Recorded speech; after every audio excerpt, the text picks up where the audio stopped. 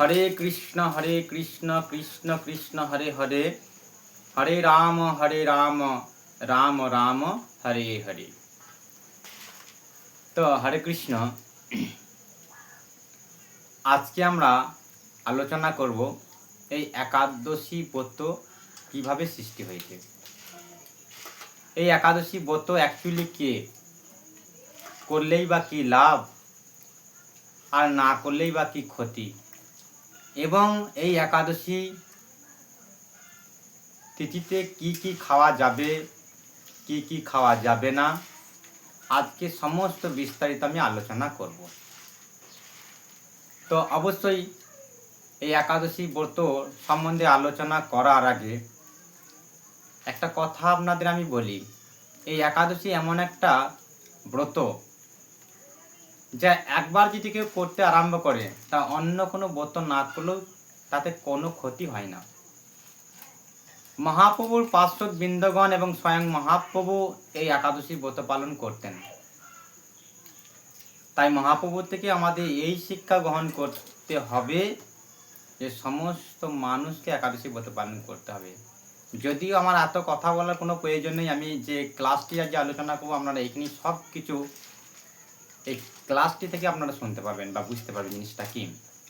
তো এত বড় একটা ক্লাস, যদিও ক্লাসটা আমি গ্রন্থ থেকে বলবো, আপনারা সুন্দরভাবে মনোযোগ সহকারে ক্লাসটি শ্রবণ করবেন এবং ভিডিওটি অবশ্যই দেখবেন স্কিপ না করে।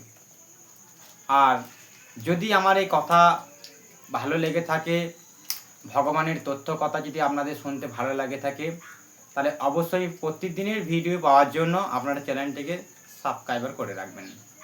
তো চলুন শুরু করা যাক। কৃষ্ণ ভুলিবারে যে জীব অনাদি বহিমুখ, অতএব মায়া তারে দেয় সংসার দোষ। কৃষ্ণকে আমরা ভুলে গেছি, তাই এই জগৎ সংসারে সে কষ্ট পাচ্ছি।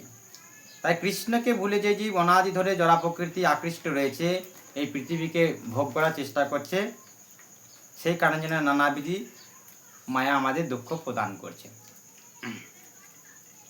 তো কৃষ্ণমিতি জাগৃত করার জন্য, জীবের কল্যাণের জন্য বেদ পুরাণ আদি শাস্ত্র গ্রন্থ দান করা হয়েছে। তা ভক্তি হচ্ছে ভগবানকে জানার এবং ভগবত প্রীতি সাধনের একমাত্র সহজ উপায়। তা শাস্ত্রের যে 64 প্রকার ভক্ত সঙ্গ কথা বলা হয়েছে, তার মধ্যে একাদশী ব্রত হচ্ছে সর্বশ্রেষ্ঠ। দেখেছেন, 64 প্রকারের মধ্যে সর্বশ্রেষ্ঠ হচ্ছে একাদশী ব্রত। এবং একাদশী ব্রত হচ্ছে সর্বোত্তম। তো শ্রবণ কীর্তন স্মরণ আদি নববিধা ভক্তি পদই হচ্ছেন সর্বশ্রেষ্ঠ। তার মধ্যে একাদশী স্থান সর্বপ্রথম। তো এই তিথিকে হরিবাসর বলা হয়ে থাকে। তাই ভক্তি লাভেচ্ছুক সকলেরই এই একাদশী ব্রত পালন করা, এবং সমস্ত পুরাণে এই কথা উল্লেখ রয়েছে যে আমাদের সমস্ত মনুষ্য বা মানব জাতিকে একাদশী ব্রত পালন করা কর্তব্য। একাদশী তিথি সকলে অভীষ্ট প্রদানকারী ফল দান করে, বুঝতে পারছেন? তো এই ব্রত পালনের সমস্ত প্রকার পাপ বিনষ্ট হয়ে যায় এবং সর্ব সৌভাগ্য এবং কৃষ্ণের প্রীতি বিধান হয়, মানে কৃষ্ণকে খুশি করতে পারা যায়। তাই কি নারী এবং কি পুরুষ, অনেকজন ব্যক্তি আছে, আমি বিধবা গো, আমার একাদশী করতে নাই, কে বলেছে এগুলো আপনারা ভুল করছেন। আবার কেউ কেউ বলে আমি সদপা, সিঁদুর পরে আছি, এই অমুক তমুক, আমাদের করতে নাই, পরে করব, টাইম হোক, হয় নাই, কত কথা জড়জগতের ব্যক্তিদের মানুষদের। কিন্তু তারা শাস্ত্র বিচার না করে কিন্তু এই কথাগুলো মন্তব্য করছে। কিন্তু শাস্ত্র এখন আপনাদেরকে কি বলছে, কি নারী কি পুরুষ কি নির্বিশেষ 8 থেকে 80 বছর বয়স পর্যন্ত যে কোনো ব্যক্তি একাদশী ব্রত পালন করা কর্তব্য, যতক্ষণ না মৃত্যু আসে ততক্ষণ অবধি। তা দেখছেন শাস্ত্র কত বড় নিষেধাজ্ঞা করেছে। 8 থেকে 80 বছর বয়স অবধি যে কোনো ব্যক্তি একাদশী ব্রত পালন করতে পারে। যেমন গঙ্গা স্নান করা সবার অধিকার আছে, তেমনি এই একাদশী ব্রত পালন করা সবার অধিকার আছে। তাই কখনো ভক্তি সহকারে যদি কখনো কোনো ব্যক্তি যদি ভক্তি সহকারে এই পবিত্র একাদশী ব্রত পালন করে, তাহলে তার ফল যে কত হয় তা বেদেও নির্ণয় দিতে পারে না। তাই কখনো সংকটজনক অবস্থায় মৃত্যু যদি আসে যায়, তথাপি একাদশী ব্রত ত্যাগ করবেন না। হ্যাঁ, কি সূচি কি অসুচি, যে কোনো অবস্থায় আপনারা এই একাদশী ব্রতকে পরিত্যাগ করবেন না, ত্যাগ করবেন না। আপনারা অবশ্যই একাদশী চালিয়ে, এমনকি কোনো ব্যক্তি যদি মারা যায়, তার শ্রাদ্ধ কাজ যদি হয়, তাও কিন্তু একাদশী ব্রত ত্যাগ করা চলবে না। তারপরে দ্বাদশী দিনকে করবেন, কিন্তু শ্রাদ্ধ কাজের একাদশী দিন যেতে পারে, ওই দিনকে আপনারা অন্ন গ্রহণ করতে পারবেন না। তা এই হচ্ছে একাদশীর কিছু কিছু ভূমিকা আমি আপনাদেরকে তুলে ধরছি। হ্যাঁ, তো যদি কেউ বৈষ্ণব হয় এবং যদি শিবের উপাসক হয়, সূর্য চন্দ্র আদি যে কোনো দেব উপাসক, সকলেরই কর্তব্য একাদশী ব্রত পালন করা। সকলের, দেখুন, দেবতাগণ থেকে শুরু করে বিষ্ণু উপাসক, চন্দ্র উপাসক যারা রয়েছেন, তারা এই একাদশী ভক্তি সহকারে পালন করছে। তার দুর্লভ মানব জনম লাভ করেও এই ব্রত অনুষ্ঠান না করলে বহু দুঃখে কষ্টে 84 লক্ষ জনি ভ্রমণ করতে হয়। তো কেউ কি যেতে চায় আবার সেই 84 লক্ষ জনি বহু দুঃখ কষ্ট যন্ত্রণাগুলোকে পার করে সেদিন 84টা লক্ষ বছর আবার কি ফিরে যেতে চান সেই জন্মে? কেউ যদি বলে যে আমি আজকে রাজ্যে লটারি পেয়ে আমি 1 কোটি টাকা মালিক, সেই 1 কোটি টাকা মালিকের ব্যক্তিকে যদি আবার বলা হয় আপনি আবার যেমন ভিখারি ছিলেন সেরকম হয়ে যান, সে কি চাইবে? না, চাইবে না, কেননা সে বুদ্ধিমান। আমরাও তো বুদ্ধিমান, আমরা কেন যাবো আবার সেই 84 লক্ষতে? তাই বলছে ভগবান, কোনো দরকার নেই, আমি সহজ উপায় বলে দিচ্ছি, আপনার একাদশী ব্রত পালন করুন। আর না করলে কিন্তু আপনাকে পুনরায় আবার 84 লক্ষতে ফিরে যেতে হতে পারে নয়, 100% ফিরে যাবেন। তাই 84 লক্ষ জনি ভ্রমণ করতে হয়। অহংকার বশত একাদশী ব্রত ত্যাগ করলে তাকে অবশ্যই যম দ্বন্দ্ব ভোগ করতে হয়। হ্যাঁ, যে ব্যক্তি এই ব্রতকে তুচ্ছ জ্ঞান করে, সেই ব্যক্তি জীবিত থেকেও মরা। দেখেছেন, শাস্ত্র ওই ব্যক্তিটাকে জীবিত বলে ধরে না। কেউ যদি বলে দূর তেরিকা, তোদের যত সব সাদা ড্রেসপত্র পরে নিয়েছি, শুধু আজ একাদশী, কাল দ্বাদশী, কালকে 13দশী, কালকে জন্মাষ্টমী, আজ নবমী, কালকে নৃসিংহ চতুর্দশী, হ্যাঁ, কালকে গৌর উৎসব, কত, আমাদের এত করার টাইম নাই। এই রকম যারা একাদশীকে তুচ্ছ করে, তারা জীবিত থেকেও মরা। আর কেউ যদি বলে যে একাদশী পালনের দরকারটা কি, সে নিশ্চিত কুম্ভিপাক নরকের যাত্রী হয়। শুনেছেন, আমি কিন্তু বলছি না, আমার মুখের কথা নয়, শাস্ত্র বলছে। যে দেখুন গ্রন্থটা, শাস্ত্র বলছে। হ্যাঁ, তা কেউ যদি ভুলবশত এই পালনকে নিষেধাজ্ঞা জারি করে, সে শনির কোপে বিনিষ্ট হয়ে যায়। শুনুন তাহলে কথাগুলো, কত কত দামি দামি কথা রয়েছে। হ্যাঁ, তো শনি কোপে বিনিষ্ট হয়ে যায়। একাদশীকে উপেক্ষা করে যদি কেউ তীর্থস্থান আদি ভ্রমণ করে, গাছের গোড়া কেটে ডগে জল দেওয়ার সমান। হরি বল, বুঝতে পারছেন কি অবস্থা? তাই একাদশী ত্যাগ করলাম, কালকে ওই করে বেড়ালাম পূর্ণিমা, কালকে বৃহস্পতিবার, কালকে বুধবার, কালকে দ্বাদশ, কি বলে জন্মাষ্টমী। এখন জড়জগতে এরকম করে, একাদশী করে না, কিন্তু সব ব্রত পালন করে না। ও গাছের গোড়াটাও কেটে নিচ্ছে, নি ডগে জল দিচ্ছে, নি বলছে হয়তো বেঁচে যাবে, আবার বড় বড় কুমড়ো ধরবে, খেতে পাবো। কিন্তু সে একদম বুঝতে পারছে না যে গাছের গোড়াটি আমি কেটে দিয়েছি, কি করে কুমড়ো ধরবে? আর ধরবে না। তা যার জন্য চেষ্টা করেন সেটা লাভ করতে পারবেন না। হ্যাঁ, তার ডাকে জল দেওয়া সমান। একাদশী বাদ দিয়ে দেহ ধর্ম এবং আর্থিক থেকে আগ্রহ ধর্ম দেখানোটা উচিত নয়। ওগুলো হচ্ছে দেহ ধর্ম। একাদশী বাদ দিয়ে যারা সমস্ত কিছু করছে, ওগুলো হচ্ছে দেহ ধর্ম। বোঝা গেল? এরকম দেহ ধর্মর কোনো লাভ নেই। একাদশী দিনে উপবাস করলে অজ্ঞাত সুকৃতি লাভ হয়। কেউ যদি অজ্ঞাতবশত, ভুলবশত, কোনো কারণবশত একাদশী ব্রত করে ফেলেছে অজান্তে, সে জানেই না যে একাদশী, কিন্তু তার কত যে অজ্ঞাত সুকৃতির সঞ্চয় হয় তার বলার নেই।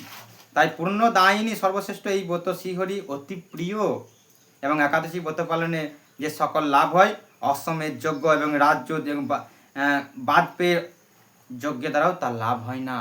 আমাদের ক্ষমতা নাই এরকম একটা বড় বড় যজ্ঞ করা, কিন্তু সেই যজ্ঞের ফল কিন্তু আপনি পেয়েছেন শুধুমাত্র একাদশী ব্রত পালন করার জন্য। দেখুন, দেবরাজ ইন্দ্র যথাবিধি একাদশী পালনকারীকে সম্মান করে, দেখেছেন? যে ব্যক্তি একাদশী ব্রত পালন করছে ভক্তি সহকারে, সেই ব্যক্তিদেরকে স্বর্গের দেবতা বা স্বর্গের দেবলোকের যে রাজা সেই ইন্দ্রদেবও আপনাকে সম্মান করবে বা সম্মান করে। তা একাদশী ব্রতে ভাগবত শ্রবণে পৃথিবী লাভ হয়। কেউ যদি একাদশী দিনে যদি ভাগবতম পড়ে বা ভাগবত কথা শুনে, তাহলে এই পৃথিবীটা কোনো ব্যক্তিকে দান করা, সেই দান করার সমান পূর্ণ লাভ হয়। অনাহারে থেকে যদি হরিবাসর শ্রীহরি কথা রাত জাগরণ একাদশী ব্রত পালন করা কর্তব্য। হ্যাঁ, কেউ যদি একাদশী ব্রততে শুধু উপবাস করে থাকে বহু ফল পাওয়া যায়। হ্যাঁ, এবং শুদ্ধ ভক্তরা এই দিনে একাদশী দিনকে ১-১০ ইন্দ্রিয়কে কৃষ্ণে সমাপন করেন। সমস্ত কিছু পুরো যা কাজকর্ম করে সেই দিনকে একাদশী দিনে ভগবানের চরণে একটা দিন বাস করে, কোনো কিছু করে না, শুধু ভগবানের চিন্তা ভাবনা নিয়ে স্মরণ থাকে। তো একাদশীতে এবার কি কি খাবেন, কি কি খেতে পাবেন না, দেখুন এখানে সব বলে দিয়েছে, শুনুন তাহলে বুঝতে পারবেন। অনেকজনা লুচি খায়, লুচি দোষী হয়ে যায়, একাদশী হয় না। আবার কেউ কেউ বলে, কে বলেছে গো তোমার যত সব, আমি সামা চালে পায়েস খাই, আমার গুরুদেব বলেছে। আপনাদের গুরুদেব যত কথা করা, অত করা দিলে ডোজ দিলে আমরা নিতে পারবো? আমাদের গুরুদেব বলেছে চিন্তা নেই, সামা চালে পায়েস পাবেন, লুচি পাবেন, অসুবিধা কিছু নেই। একাদশী হয় না, মহাপাপ হয়ে যায়। সেই পাপের ফল গুরুদেবও পায়, আবার উনিও পায়। তাই সঠিকভাবে করুন। পড়াশোনা যদি করতে হয় সঠিকভাবে করবো, না হলে করবো না। আমি যদি ফেল মেরে মেরে সে 5-এ রইলাম, আর বয়স সঙ্গে 18 বছর, লজ্জায় আমাকে ফিরে পালিয়ে আসতে বা পড়াশোনা হবে না। আর যদি খুব সুন্দরভাবে পড়াশোনা করি, তাহলে খুব সুন্দর আগ্রহী আরও বাড়বে যে আমি আরও পড়াশোনা করি। আমি কত সম্মান পেয়েছি, কত লোক আমাকে স্যালুট করছে, কত নাম গুণগান করছে আমার জন্য, আমি ভালো পড়াশোনা করছি বলে। এমন পড়াশোনা করতে হবে যেন পশ্চিমবঙ্গে 18 নম্বর স্থানের মধ্যে ম্যাক্সিমাম যেন 8 নম্বর 9 নম্বর স্থানে যদি আপনি থাকতে পারেন, তাহলে বলুন আপনার সম্মানটা কত হবে। তা ঠিক তেমনি ভক্তিটা সঠিকভাবে করতে হবে। তা দেখা যাক কী কী খেতে বলছে আর কী কী খেতে বলছে না।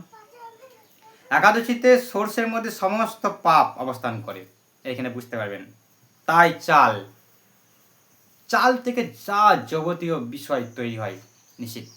চাল, ডাল থেকে যেসব সমস্ত প্রকার ডাল জাতীয় ডাল, আটা থেকে সমস্ত প্রকার যা যা তৈরি হয়, ময়দা, সুজি, সরিষা আদি জাতীয় খাদ্যদ্রব্য একাদশী দিনে সম্পূর্ণ কঠোরতরে বর্জন। খাওয়া তো দূরের কথা, সেগুলোকে টাচ করাটা উচিত নয়। বোঝা গেল?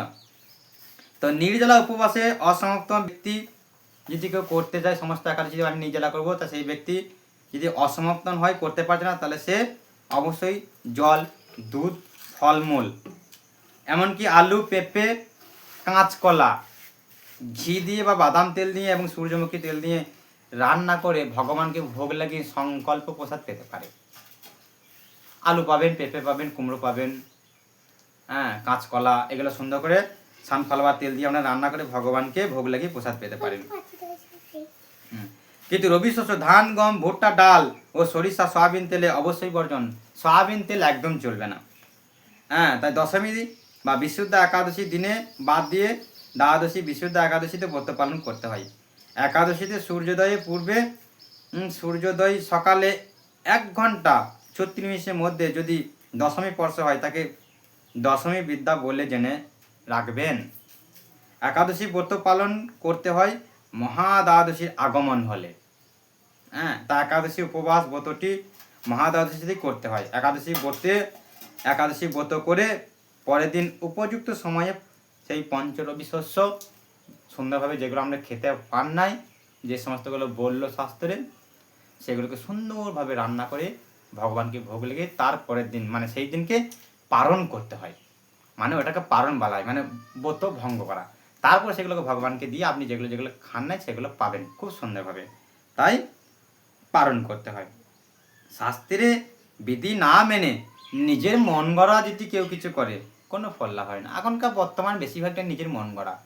হ্যাঁ, মানে কি বলবো, মন গড়াতে ভরা হয়ে গেছে বলে আজকে সাধু সন্তোষরা বা শুদ্ধ ভগবত ভক্তরা তাদের খুব কষ্ট হচ্ছে এই পৃথিবীটাকে ভগবত ভক্তে পরিণত করার জন্য, শুধু মন গড়া কথার জন্য।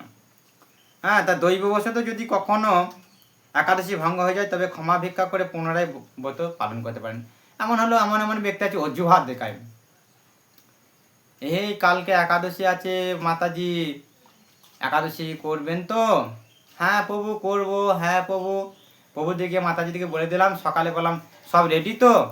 তো কেউ কেউ বলে অজুহাত, প্রভু আমি ভুল করে একটা খাস্তা খেয়ে নিয়েছি। আবার কেউ কেউ বলে প্রভু আমি জানি না গো, যা ভুলে গেলাম, চা মেরে নিয়েছি। না না, মেরে নিয়েছো তবু ঠিক আছে, চলো ভগবানের কাছে ক্ষমা চাইবে, আবার একাদশী শুরু করবে, তবু ছাড়ার নাই। বোঝা গেল? তাই ক্ষমা ভিক্ষা করে আবার পুনরায় আপনি একাদশী ব্রত শুরু করতে পারেন, এটা শাস্ত্রে উল্লেখ রয়েছে। তা গঙ্গা স্নানে যেমন সবার অধিকার আছে, তেমনি একাদশী ব্রত পালন করা সবারই অধিকার আছে। কিন্তু অজুহাত বাবা চলবে না, আমি পারবো না, এই নয়, না না না, আমার তোমার চলবে না এরকম। ভগবান বলেছে গঙ্গা স্নান সবার অধিকার আছে, একাদশী ব্রত পালন করা সবার অধিকার আছে। একাদশী ব্রত পালনের অধিকারী সকল ব্যক্তিরই। তাই শাস্ত্রে বিধবা বা সদবা সকলের জন্য একাদশী ব্রত পালন করার নির্দেশ দিয়েছে। হ্যাঁ, তো যারা সদবা একাদশী পছন্দ করে না, শাস্ত্রে তাদের বিষ্ণুদয়ী বলা হয়েছে, দেখেছেন? এমন এমন ব্যক্তি যারা যারা সদবা আছেন, বিধবা আছেন, বলেন না আমি করবো না, না না আমি করবো না বাবা, স্বামী থাকতে এসব করে না, ঘর করলে দুজনে একসাথে করবো। তার মানে কি? লেগে যাবে। তার মানে কি? মানে ও ফুটবে তবে, মানে ও মরবে তবে একাদশী করবে, আর ও বলছে ই মরবে তবে একাদশী করবে, তার দুজনাতে মরণ তাকে বসে রয়েছে, তবে একাদশী করবে না।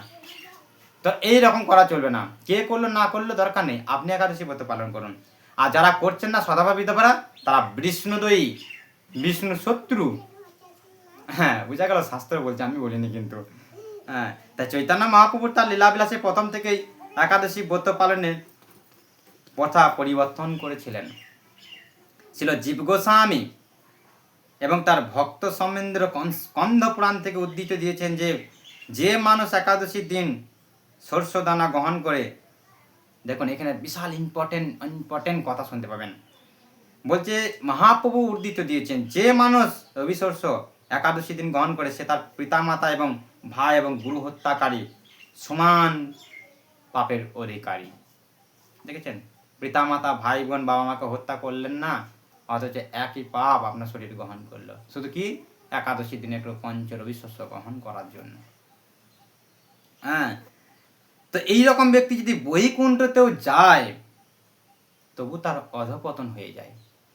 ভাবেন না যে বৈকুণ্ঠে গেলে বলে প্রভু বৈকুণ্ঠে ফিরে গেলে তো আর ফিরে আসতে হয় না, তাহলে কেন আমি বৈকুণ্ঠ যাওয়ার পরে অধঃপতন হবো বা ফিরে আসবো না?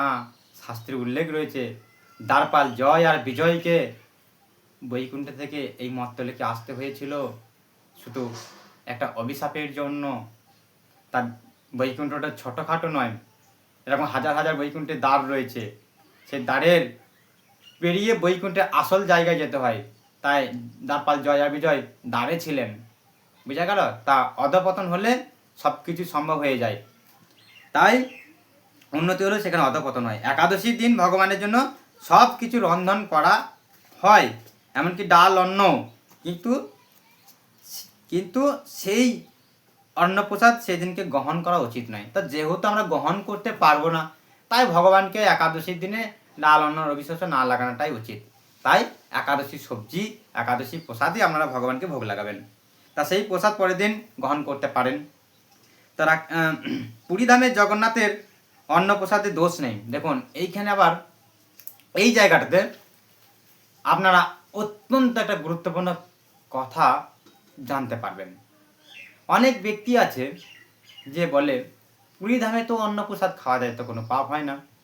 কেউ কেউ বলে আমি পুরীধামে গিয়ে আমার একাদশীকে আত্মসমর্পণ করে দিয়েছি, তাই আমি এখন আর একাদশী করি না, আমি এখন একাদশী দিনে সব কিছু খাই। এরকম নানা রকম বাজে মন্তব্য করে অনেক ব্যক্তি। হ্যাঁ, এমনকি যুক্তিতর্ক করে শুদ্ধ বৈষ্ণবের সাথে। কিন্তু না, আপনাকে সঠিকটা জানতে হবে। তাই বলছে, দেখুন কোথায় পড়ছিলাম, হরে কৃষ্ণ, কোথায় পড়ছিলাম, হ্যাঁ, পুরীধামে জগন্নাথের অন্নপ্রসাদে কোনো দোষ নেই বলে অনেকজন। এই ধারণা বশীভূত হয়ে অনেকে একাদশীর দিনে নিঃসংকোচে অন্নপ্রসাদ গ্রহণ করে, একবারে অনায়াসে তারা অন্নপ্রসাদ গ্রহণ করে। হ্যাঁ, পুরীতে হচ্ছে তো আমাদের এখানে কেন খাওয়া যাবে না, এরকম ভাবে। এটি সম্পূর্ণ শাস্ত্রের বিরুদ্ধ বিচার, উচিত নয় করা, এটা শাস্ত্র উল্লেখ দেয়নি। তাই একাদশীতে উপবাস অত্যন্ত গুরুত্বপূর্ণ, তবে কেবল অনাহারে উপবাস করাটাই মুখ্য নয় বা উদ্দেশ্য নয়। মুখ্য উদ্দেশ্য হচ্ছে গোবিন্দ বা শ্রীকৃষ্ণের প্রতি অধিক শ্রদ্ধা এবং প্রেমপরায়ণ হওয়া। বোঝা গেল? তা উপ মানে হচ্ছে নিকটে বাস, হ্যাঁ, আর মানে অবস্থান করা, অর্থাৎ শ্রীহরির নিকটে অবস্থান করা। তো একটা দিন শ্রীহরি চরণে অবস্থান করা। তো একাদশী দিন উপবাস করাটি মুখ্য উদ্দেশ্য হচ্ছে শারীরিক আবশ্যকতাগুলি খর্ব করে ভগবানের মহিমা কীর্তন এবং অন্যভাবে ভগবানের সেবা অর্চন করা বা ভগবানের চরণে একটা দিন আত্মসমর্পণ করা বা ভগবানের চরণে বাস করা। তা ভোরে সূর্যা ত্যাগ করে শুচিশুদ্ধ হয়ে শ্রীহরি মঙ্গল আরতি অংশগ্রহণ করতে হয় এবং শ্রীহরি পাদপদ্মে প্রার্থনা করতে হয়, হে শ্রীকৃষ্ণ, আজ যেন এই মঙ্গলময়ী পবিত্র একাদশী সুন্দরভাবে আমি পালন করতে পারি। এটা ভগবানের কাছে চাইতে হয় একদিন। তা আপনি কৃপা করুন আমাকে, আপনি আমাকে কৃপা করুন। একাদশীতে গায়ে তেল মাখা, সাবান মাখা, পরনিন্দা, পরচর্চা, মিথ্যা ভাষণ, ক্রোধ, দিবানিদ্রা, মানে উপবাস করেছি, সামান্য একটা প্রসাদ করে দিলাম, একটা নিয়ে ঘুম মেরে দিলাম একবারে সেই বিকাল 4টা অবধি।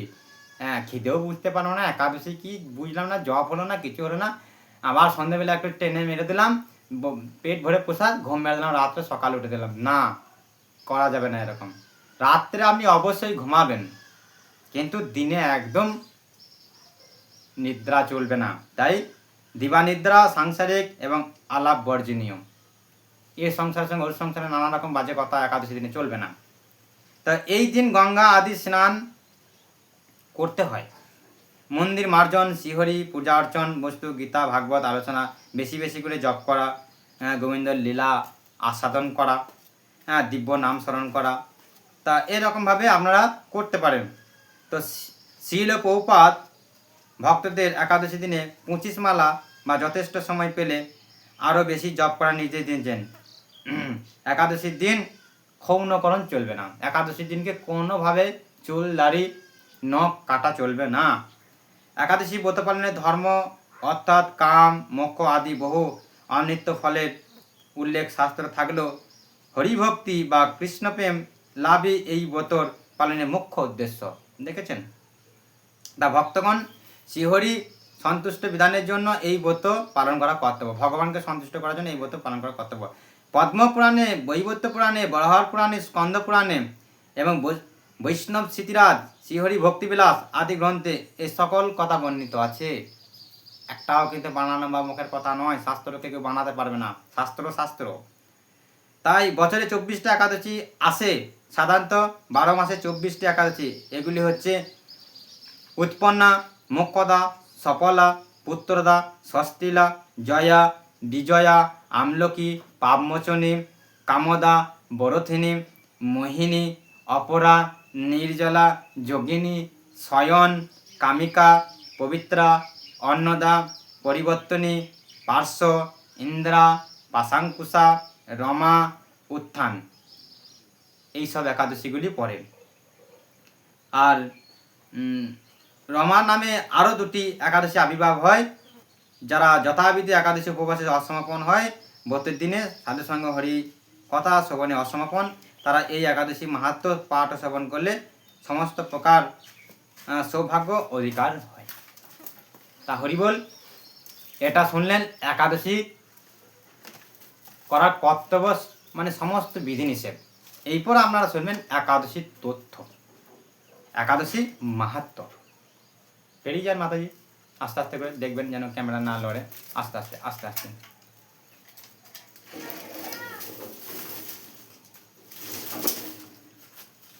তা হরে কৃষ্ণ, এরপর একাদশী শুনুন একাদশী মাহাত্ম্য, খুব সুন্দর কথা, আপনি বুঝতে পারবেন।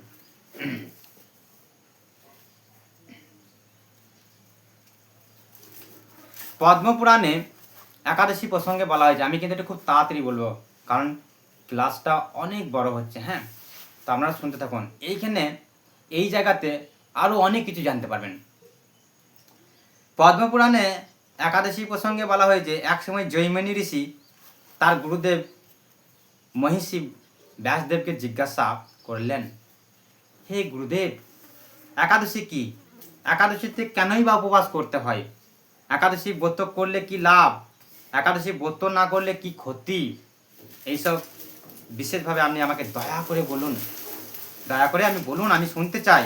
তা মহিষী বেদব্যাস তখন বলতে লাগলেন, সৃষ্টি প্রারম্ভে, মানে সৃষ্টি প্রথম দিকে, তাই বলছে পরমেশ্বর ভগবান এই জড় সংসারে স্থাবর এবং জঙ্গম সৃষ্টি করলেন। মর্তলোকবাসী মানুষদেরকে শাসনের জন্য একটি পাপ পুরুষ নির্মাণ করলেন। তো সেই পাপ পুরুষের অঙ্গগুলি বিভিন্ন প্রকার পাপ দিয়ে তিনি নির্মিত করলেন। পাপ পুরুষের মাথাটি ব্রহ্মা হত্যা পাপ, বাপ রে হরি বল, হ্যাঁ, ব্রহ্মা হত্যা পাপ দিয়ে তার চক্ষু দুটি তৈরি করলেন মদ্যপান, মুখ্য স্বর্ণ অপহরণ, আর দুটি কর্ণ গুরুপত্নী গমন, দুটি নাসিকা স্ত্রী হত্যা, দুই বাহু গোহত্যা পাপ, গ্রভা ধন অপহরণ, গলদের ব্রাহ্মণ হত্যা, বক্ষ স্ত্রী গমন, উদর আত্মীয় স্বজনকে বধ করা, নাভিটা তৈরি হলো শরণাগত বধ, কোমর আত্মঘাতী, দুই উরু হলেন গুরু নিন্দা, শীর্ণ করুণা বিক্রয়, মলদার গুপ্ত কথা প্রকাশ, এবং দুই পা পিতৃহত্যা, শরীরের লোম সমস্ত উপপাতকতা। এইভাবে বিভিন্ন সমস্ত প্রকার পাপ দিয়ে ভয়ঙ্কর পাপ পুরুষকে নির্মাণ করলেন ভগবান। পাপ পুরুষে ভয়ঙ্কর রূপ দর্শন করে ভগবান শ্রীবিষ্ণু মর্তের মানুষ বা মর্তের মানব জাতির দুঃখ মোচন করার কথা চিন্তা করতে লাগলেন। আমি তো তৈরি করে ফেললাম, কিন্তু মানুষরা তো পাপ করবে। আবার ভগবানই চিন্তা করতে লাগলেন। তো একদিন গরুরের পিঠে তিনি চেপে বা গরুর পিঠে চড়ে তিনি চলে গেলেন সোজা যমলোকের মন্দির বা যমালয়ের। তিনি চলে গেলেন মন্দিরে। ভগবানকে যমরাজ উপযুক্ত স্বর্ণ সিংহাসনে বসিয়ে পাদ্য অর্ঘ্য ইত্যাদি দিয়ে যথাবিধি ভগবানকে পূজা করলেন সেই যমরাজ। তো যমরাজের সঙ্গে কথোপকথন আলোচনা করছিলেন ভগবান যে আমি এরকম এরকম করেছি, এই তো আপনার কাছে ওরা পাপ করে আসছে, শাস্তি পাচ্ছে, কি করব, এই বিস্তারিত আলোচনা। হঠাৎ করে আলোচনা করতে করতে ভগবান শুনতে পেলেন দক্ষিণ দিক থেকে অসংখ্য জীবের কান্না আর্তনাদ, বাঁচাও বাঁচাও, পারছি না, যুদ্ধ করতে পারছি না, আমাকে মৃত্যু দাও, আমি আর পারছি না, আমাকে মৃত্যু দাও। অসংখ্য আর্তনাদ, চিৎকার ধ্বনি শুনতে পেলেন। ভগবান প্রশ্ন করলেন, এই এত আর্তনাদ কেন? যমরাজকে প্রশ্ন করছে, এত আর্তনাদ কেন? যমরাজ বললেন, হে প্রভু, মর্তবাসীর পাপ কাজে মর্তের মানুষরা অত্যন্ত পাপ কাজে বা নিজ কর্ম নরক যন্ত্রণা ভোগ করেছে। বলছে অত্যন্ত পাপ করেছে, তাই মর্তের মানুষরা নিজ কর্ম দোষ আজ নরক যন্ত্রণা ভোগ করছে, তাই তারা প্রচণ্ড কান্না করছে, যন্ত্রণা করছে, ভয় করছে, তারা প্রাণ ভিক্ষা চাইছে, মৃত্যু ভিক্ষা চাইছে, মানে এত যন্ত্রণা। তা সেই যন্ত্রণার অতি চিৎকার প্রভু আপনার কানে আসছে। তা যন্ত্রণার কাতর পাপাচারী জীবদের দর্শন করে করুণাময় ভগবান চিন্তা করলেন, আমি তো এই সমস্ত পূজা সৃষ্টি করেছি, আমার সামনেই বলছে আমি তো সমস্ত পূজা সৃষ্টি করেছি, আমার সামনে ওরা কর্মদোষ দুষ্ট হয়ে নরক যাতনা ভোগ করছে, এখন আমি এদের সদ্গতি ব্যবস্থা করব। তখন ভগবান শ্রীহরি পাপাচারীদের সামনে একাদশী তিথি রূপে একটা দেবমূর্তি প্রকাশিত হলেন সেই নরকেই। কিন্তু সেই পাপীদেরকে একাদশী ব্রত আচরণ করালেন, আপনারা একাদশী ব্রত আচরণ করুন। একাদশী ব্রতের ফলে তারা সর্বপাপ থেকে মুক্ত তৎক্ষণাৎ বৈকুণ্ঠে গমন করলেন। তো ব্যাসদেব বললেন, হে জৈমিনী, শ্রীহরি প্রকাশ এই একাদশীর সমস্ত সুকর্মের মধ্যে শ্রেষ্ঠ, সমস্ত প্রকার ব্রতের মধ্যে উত্তম ব্রত। কিছুদিন পরে ভগবান দৃষ্টা পাপপুরুষ সেই শ্রীহরির কাছে করজোড়ে কাতর প্রার্থনা জানালেন, হে ভগবান, আমি আপনার প্রজা, আমাকে যারা আশ্রয় করে থাকে তাদের কর্ম অনুযায়ী তাদের আমি দুঃখ প্রদান করাই আমার কাজ ছিল, কিন্তু সম্প্রতি একাদশীর প্রভাবে আমি কিছুই করতে পারছি না, বরং ক্ষয়প্রাপ্ত হচ্ছি। কেননা একাদশী ব্রততে বা একাদশী ব্রতর ফলে প্রায় সব পাপাচারী মানুষরা বৈকুণ্ঠে বাসিন্দা হয়ে যাচ্ছে, তাহলে আমি কি করব? হে ভগবান, এখন আমার কি হবে? আমি কাকে আশ্রয় করে থাকবো? সবাই যদি বৈকুণ্ঠে চলে যায় তাহলে এই মর্ত্যলোকের কি হবে? দেখুন কি সুন্দর একাদশীর মাহাত্ম্যর ফল প্রদানে ভয়ে পাপপুরুষ দৌড়ে বেড়াচ্ছে। তা আপনি হ্যাঁ, আপনি বা কার সঙ্গে এই মর্ত্যলোক ক্রিয়া করব, আমি কার সঙ্গে ক্রিয়া করব? তা পাপপুরুষ প্রার্থনা করতে লাগলেন, হে ভগবান, যদি আপনার এই সৃষ্টি বিশ্বে ক্রিয়া করার ইচ্ছা থাকে তবে আমার দুঃখ দূর করুন, একাদশী তিথির ভয় থেকে আমাকে রক্ষা করুন। এই কৈট ভয়ানাশক আমি একমাত্র একাদশীর ভয়ে ভীত হচ্ছি, প্রচণ্ড ভয় পাচ্ছি। তাই মানুষ, পশু পাখি, কীটপতঙ্গ, জলস্তর এবং বনপ্রান্তন, পর্বত, সমুদ্রে বৃক্ষ, নদী, স্বর্গ, মর্ত্য, পাতাল সর্বত্রই আশ্রয় নেওয়ার চেষ্টা করছি, কিন্তু একাদশী প্রভাবে কোথাও আমি শান্তি পাচ্ছি না। দেখে আজ আপনার কাছে আমি শরণাগত হয়েছি। হে গোবিন্দ, হে ভগবান, এখন দেখছি আপনার সৃষ্ট অনন্ত কোটি ব্রহ্মাণ্ডের মধ্যেও একাদশী ব্রত পালন করা হচ্ছে। অনন্ত কোটি ব্রহ্মাণ্ড মানে অনন্ত কোটি ব্রহ্মাণ্ড রয়েছে, সে অনন্ত কোটি ব্রহ্মাণ্ডতেও সমস্ত গ্রহলোকের একাদশী ব্রত পালন হচ্ছে। তা এবং একাদশী ব্রত প্রাধান্য লাভ করছে, সেই জন্য আমি কোথাও আশ্রয় পাচ্ছি না। প্রভু, আপনি কৃপা করে আমাকে একটি নির্ভয় স্থান প্রদান করুন। পাপপুরুষ প্রার্থনা শুনে ভগবান করুণাময় তো, তাই ভগবান শ্রীহরি বলতে লাগলেন, হে পাপপুরুষ, তুমি দুঃখ করো না।